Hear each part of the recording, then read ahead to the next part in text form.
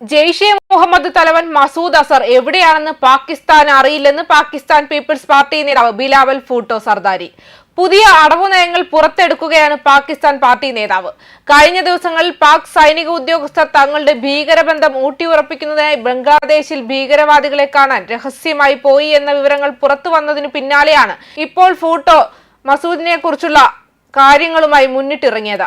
അത് ഇന്ത്യക്ക് മേൽ അടിച്ചേൽപ്പിക്കാനുള്ള ശ്രമവും ഇതിന്റെ പിന്നിലുണ്ട്. ഇന്ത്യ തെളിവ് നൽകിയാൽ അസ്ഹറിനെ അറസ്റ്റ് ചെയ്യാൻ പാകിസ്ഥാൻ തയ്യാറാണെന്നും ഇതുവരെ തെളിവുകൾ ലഭിച്ചിട്ടില്ലെന്നും ഭൂട്ടോ പറയുന്നുണ്ട്. അൽ ജസീറയ്ക്ക് നൽകിയ അഭിമുഖത്തിലാണ് അദ്ദേഹം ഇക്കാര്യം വ്യക്തമാക്കിയത്.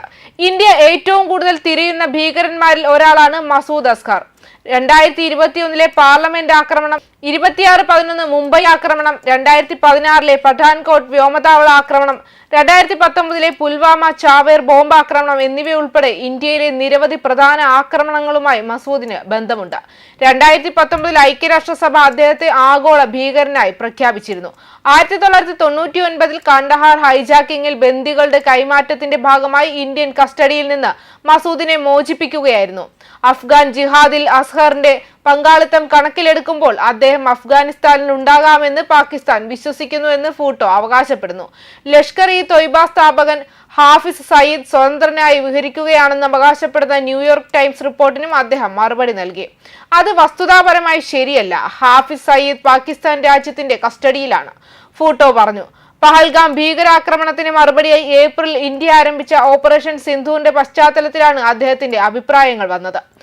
ബഹവൽപൂരിലെ ജെയ്ഷെ മുഹമ്മദ് ബേസ്, മുരിട്കയിലെ ലഷ്കർ-ഇ-തൊയ്ബയുടെ ആസ്ഥാനം എന്നിവയുൾപ്പെടെ നിരവധി ഭീകര കേന്ദ്രങ്ങൾ ഇന്ത്യൻ സൈന്യം ലക്ഷ്യമിട്ടിരുന്നു.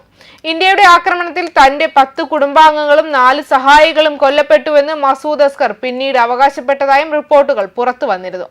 അതേസമയം 2001 പാർലമെന്റ് ആക്രമണം, 2008 മുംബൈ ആക്രമണം, 2014 പഠാൻകോട്ട് ആക്രമണം, 2019 പുൽവാമ ആക്രമണം എന്നിവയിൽ പങ്കുള്ളതിനാൽ ഇന്ത്യയിൽ മോസ്റ്റ് വാണ്ടഡ് തീവ്രവാദികളിൽ ഒരാളാണ് മസൂദ് അസ്ഹർ.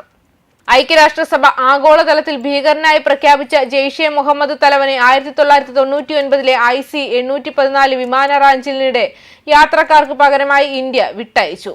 അസ്ഹറിന്റെയും ലഷ്കർ-ഇ-തൊയ്ബ തലവൻ ഹാഫിസ് സയ്യിദിന്റെയും സാന്നിധ്യം പാകിസ്ഥാനിലുണ്ടെന്ന് പറയുമ്പോൾ അവർ അജ്ഞത നടിക്കുകയാണെന്ന് ഇന്ത്യ വർഷങ്ങളായി ആരോപിക്കുകയും ചെയ്യുന്നുണ്ട്.